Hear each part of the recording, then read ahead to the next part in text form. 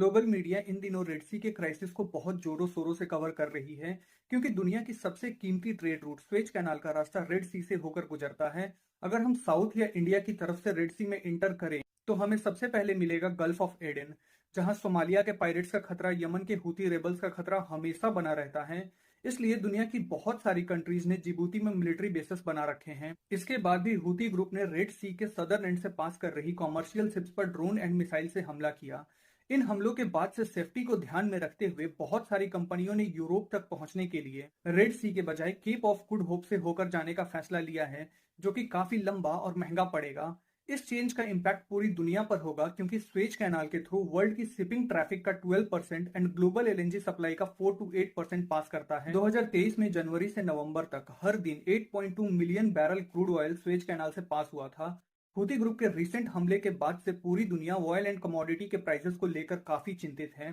Red सी के crisis के front line पर हमें हूती रेबल्स दिखाई देते हैं, लेकिन बैकग्राउंड में ये पूरी सिचुएशन ईरान से ऑपरेट होती है। आज की इस वीडियो में हम बात करेंगे हूती रेबल्स और मेनली इनके गॉडफादर ईरान की, और समझेंगे कि कैसे ईरान दूसरों से ज्यादा खुद के लिए बड़ा खतरा बना हुआ है।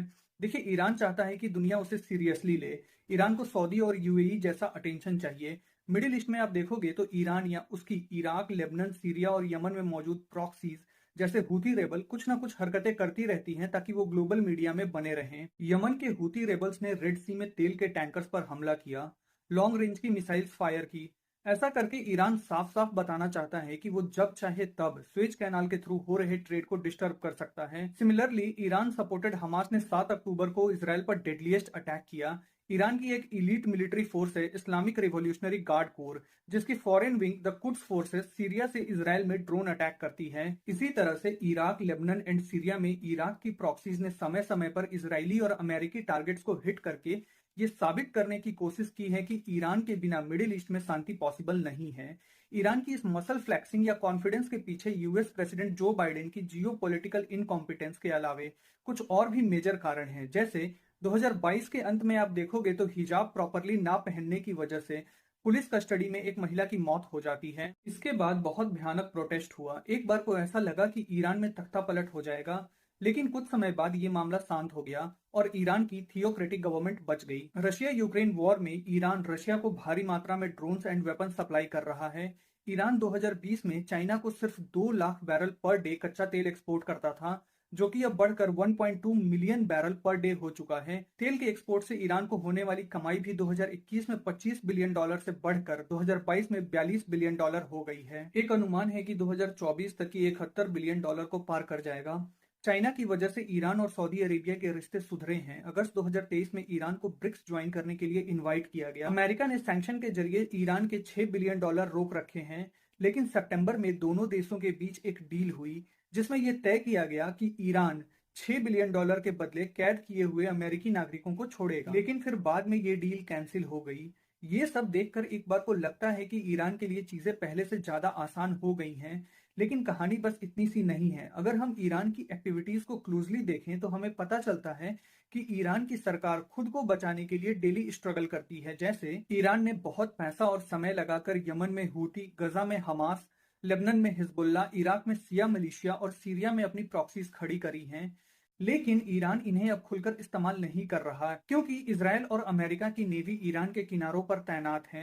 ईरान को डर है कि अगर इसराइल पर लेबनान और सीरिया से होने वाले हमले या रेड सी में हूती रेबल्स के अटैक्स अगर बढ़ते हैं तो कहीं इसराइल और अमेरिका ईरान पर हमला ना कर दें। ईरान की प्रॉक्सीज पहले से ज्यादा सावधान और शांत दिखाई दे रही हैं। जैसे एग्जाम्पल के लिए एक्सेस ऑफ रेजिस्टेंस एक प्रो ईरानियन टर्म है जो कि ईरान के कॉन्टेक्स्ट में आपको अक्सर सुनने को मिलेगा। ये रिप्रेजेंट करता है एक informal political and military coalition को जो कि इसराइल और वेस्ट के खिलाफ बनाया गया है।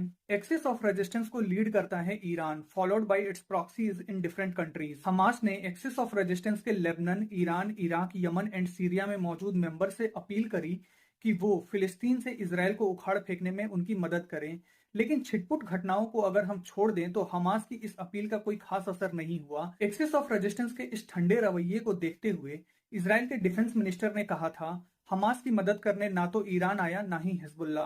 सिर्फ मिलिट्री से ही नहीं, ईरान अब आइडियोलॉजिकली भी दुनिया के सामने कम रेडिकल दिखना चाहता है। जैसे एग्जाम्पल के लिए ईरान बहुत लंबे समय से इसराइल फिलिस्तीन कॉन्फ्लिक्ट को सॉल्व करने के लिए एक रेफरेंडम का आइडिया फ्लोट कर रहा है। इस आइडिया के अनुसार ज्यूज को छोड़कर फिलिस्तीन के जो मूल निवासी हैं उनके बीच में एक रेफरेंडम होना चाहिए, जिससे ये तय हो कि इजराइल नाम का कोई देश होना भी चाहिए या नहीं। अब जाहिर सी बात है, इस रेफरेंडम से इजराइल का नामो निशान मिट जाएगा। लेकिन पिछले कुछ महीनों में ईरान का टोन काफी माइल्ड हुआ है। 27 अक्टूबर को यूएन जनरल असेंबली की वोटिंग में ईरान ने टू स्टेट सॉल्यूशन के फेवर में वोट किया। इसका मतलब है कि ईरान अब इजराइल को रिकॉग्नाइज करने के फेवर में है। मिड अक्टूबर में ईरान ने एक मैनिफेस्टो जारी किया जिसमें उसने हमास के हमले को क्रिटिसाइज किया था। ईरान के सुप्रीम लीडर मिस्टर खामेनेई ने हमास के द्वारा किए गए हमले में ईरान की इन्वॉल्वमेंट से इनकार किया। जाहिर सी बात है, इस तरह के हमले के बाद ईरान खुद को हमास के साथ नहीं जोड़ना चाहेगा। सवाल ये नहीं है कि ईरान इस हमले में शामिल था या नहीं। एक तरह से हम सब जानते हैं कि इतना बड़ा हमला ईरान के लॉजिस्टिक सपोर्ट के बिना पॉसिबल नहीं है। असल सवाल ये है कि ईरान आखिर इस मुद्दे को अब दबाना क्यों चाहता है। इसका जवाब हमें ईरान के अंदर ही मिलेगा। ईरान के सुप्रीम लीडर मिस्टर खामेनेई 84 साल के हो चुके हैं, इसलिए शासन का ध्यान सत्ता पर अपनी पकड़ मजबूत करने पर है, ना कि विदेशों में अराजकता फैलाने पर। देखिए, देर सबेर ईरान में नया लीडर तो आएगा ही, लेकिन करंट लीडर के सामने तीन सबसे बड़ी समस्याएं हैं। सबसे पहला तो पॉपुलर रिवॉल्ट, दूसरा ईरान की कमजोर इकोनॉमी और तीसरा सत्ता परिवर्तन। वीडियो के स्टार्ट में हमने देखा कि ईरान का डिफेंस और एनर्जी एक्सपोर्ट दोनों बहुत तेजी से बढ़े हैं, लेकिन अब हम ईरान में इकोनॉमिक क्राइसिस की बात कर रहे हैं। दरअसल ये दोनों बातें सही हैं, क्योंकि अमेरिकन सैंक्शन की वजह से एक्सपोर्ट से कमाए हुए पैसे ईरान तक नहीं पहुंच पा रहे हैं। ऐसा नहीं है कि ईरान का सारा पैसा ब्लॉक है, कुछ पैसा अलग अलग चैनल से ईरान पहुंचता है। जैसे ईरान के साथ बिजनेस करने वाले लोग मोटा पैसा लेकर दुबई आते हैं, उसके बाद इनमें से कुछ पैसा इराकी कुर्दिस्तान और अफगानिस्तान के रास्ते ईरान पहुंचता है।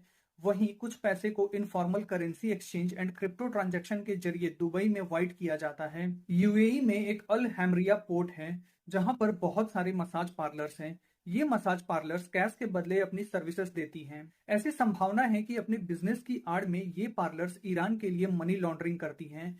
खैर, जो भी हो, इतना आगे पीछे करने के बाद भी ईरान का मोटा पैसा दुबई जैसे शहरों में ही अटक जाता है। पैसे की कमी से निपटने के लिए ईरान के पार्लियामेंट ने लास्ट मंथ ये फैसला लिया कि वर्कर्स को 5 साल एक्स्ट्रा काम करना होगा, जिससे 5 सालों तक पेंशन का लोड कम पड़ेगा।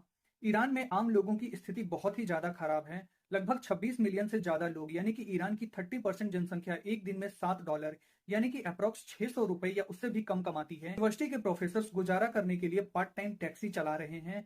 ऐसी रिपोर्ट्स हैं कि ईरानियन तुर्की और यूएई में पैसों के लिए अपने बॉडी पार्ट्स सेल कर रहे हैं। जिसके पास पैसा है वो उसे विदेशों में छुपा रहा है।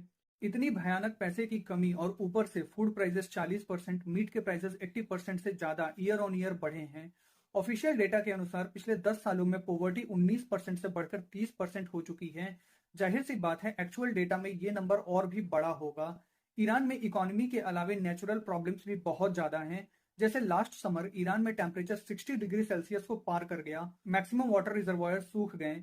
ईरान में अच्छी खासी क्वांटिटी में व्हीट प्रोड्यूस होता है, लेकिन डेजर्टिफिकेशन की वजह से प्रोडक्शन घटा है। रिमोट लोकेशन से लोग शहरों की तरफ पलायन कर रहे हैं, लेकिन शहरों में भी blackout, water cut and protest जैसी समस्याएं बढ़ी हैं।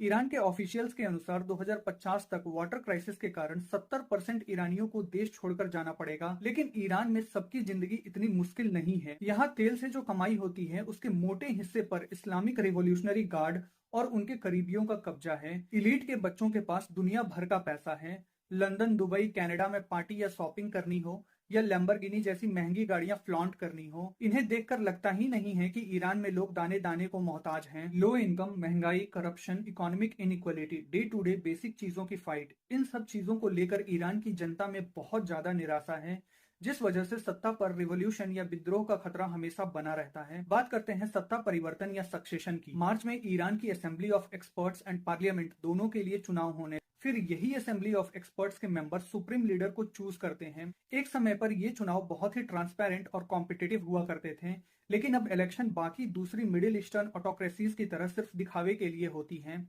इसलिए ईरान में लोग अब ये कहने लगे हैं कि उनका देश एक तरह की डेमोक्रेसी से डिक्टेटरशिप की तरफ शिफ्ट हो चुका है। डिक्टेटरशिप यानी कि एक ऐसी व्यवस्था जहां पर पूरी की पूरी पावर किसी एक आदमी, सुप्रीम लीडर या टॉप के कुछ लोगों के हाथ में कॉन्सेंट्रेटेड होती है। ईरान में सुप्रीम लीडर के कल्चर की शुरुआत होती है 1979 से। ये वो साल था जब ईरानियन रिवॉल्यूशन ने वहां की आखिरी डायनेस्टी, पहलवी डायनेस्टी को उखाड़ फेंका था। जिसके बाद स्थापना हुई थी present day Islamic Republic of Iran की, जिसके पहले सुप्रीम लीडर बनाए गए थे सैयद खोमैनी। इसके 10 साल बाद इनकी मृत्यु हो जाती है। इनके कार्यकाल में प्रेसिडेंट रहे सैयद अली खोमेनेई अगले सुप्रीम लीडर बनाए जाते हैं। लेकिन अभी जो ईरान के करंट प्रेसिडेंट हैं इब्राहिम राइसी, इनकी इकोनॉमिक पॉलिसीज बुरी तरह से फेल हुई हैं, सो इनके सुप्रीम लीडर बनने के चांसेस बहुत कम हैं। इनसे पहले के प्रेसिडेंट हसन रोहानी काफी कॉम्पिटेंट हैं, लेकिन कट्टरपंथी उन्हें पसंद नहीं करते। यहाँ पर मिस्टर खामेनेई अपने बेटे मुज्तबा खामेनेई को सुप्रीम लीडर बनाने की कोशिश कर रहे हैं, लेकिन क्या इंपीरियल या डायनेस्टिक सिस्टम को खत्म करके बनी ईरान की मौजूदा पॉलिटिकल सिस्टम इस बात को एक्सेप्ट करेगी? उम्मीद तो कम है, लेकिन देखना होगा कि आगे क्या होता है।